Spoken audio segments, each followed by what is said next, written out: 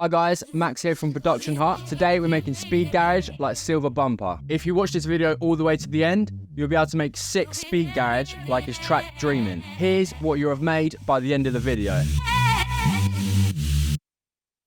Time is still when I'm dreaming.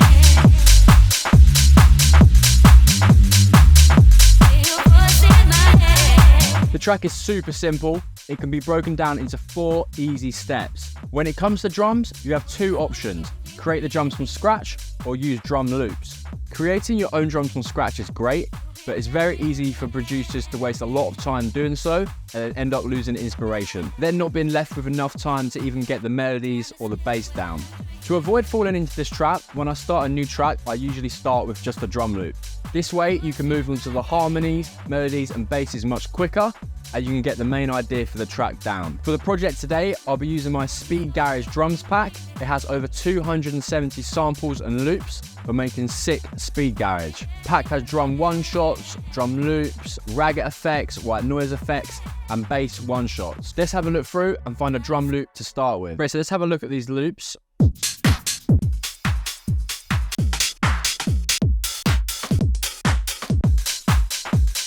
Yep. Let's start with that sounds great. This is a great place to start. We can always revisit the drums later and maybe add some more layers on top, but for now, let's continue onto the bass. If we have a look at the MIDI first, we're in the key of B minor. So you go from B, up to G, down to D, G, up to C sharp, and then D. If you want to pause the video and copy this, quickly do so. For the bass sound, we're going to be using Serum. This is what the bass sounds like. Let's have a quick look at the Serum patch. Great, so I start with a preset for my UK Garage Volume 1 pack. It sounds like this. For this track, it's a little bit over the top. So what you got to do, turn the noise down, turn that cutoff down a little bit, and turn off this down sample. And it sounds like this.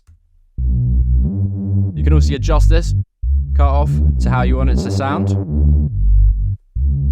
All this patch is 2 saw waves pitched down by 2 octaves. They're then detuned by +28 and -28. We then have it on mono and legato, with the porter put up slightly. If we move on to the effects, all we have is this EQ, which is taking out some of the frequencies at about 304 Hertz. Super simple, but super effective. Now we can move on to the pad. It sounds like this. If we have a look at the MIDI, it's very stacked up. I'm going to make it really simple for you. So we're in the key of B minor. So all we've done is drag this up to a 3rd, a 5th, and a 7th. We've then dragged these 2 down, 1 whole octave, like such. And then all we've got on here, we've gone up from this. So this is the bass note, and then we've got up to D. And then we've got a 3rd and a 5th. It's sort of just playing around with it until you get something that sounds right, you know? But yeah, all you got to do is stack the chords. In UK Garage, they seem to use a lot of 7th and 9th minor chords. Great, so the patch is very similar to the Respace. What we have is this saw wave that's detuned by 20, a second saw wave in oscillator B, which is tuned up by 20. It's then pitched up by an octave. The unison is dragged up to 7. Make sure you flick the detune down to about -10 to -14. If we then have a look at the envelope, it's opening up this filter, as you can see. So as the note plays, the filter opens up. There's also a slight attack on the amp envelope. So this envelope 1 isn't to be confused with a normal envelope. This is actually the amplitude envelope. So the amplitude is the volume. We've got quite a lot of effects going on. So we've got this filter.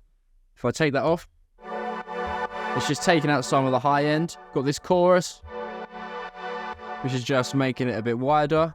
This reverb, giving it some room. This EQ taking out some of the low end. We've also got this white noise here. So this, if I turn it up, the white noise just adds a little bit more texture and high end to the pad. Now we have the vocal. Time is still when I'm dreaming. This has just been ripped from his track using La La AI. If you want an original vocal of your own, the best place to get one is probably from Splice. Lastly, the effects. Effects are often overlooked in all productions, especially my old productions. I used to hate doing effects. I find them really boring. I much prefer making basses and drums and things like that. But without effects, your track really won't sound up to the professional standard as other producers. Having white noise risers really helps to build tension in your track, just like having a white noise down riser really helps to make more of an impact on your drop.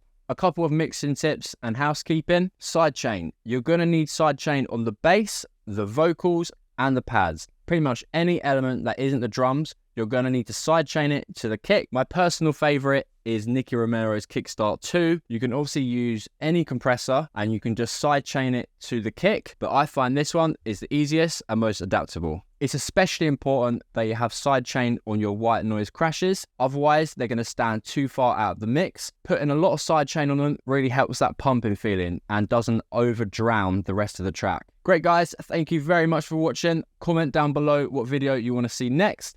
And as always, if you want to see more production tips, check out my other videos.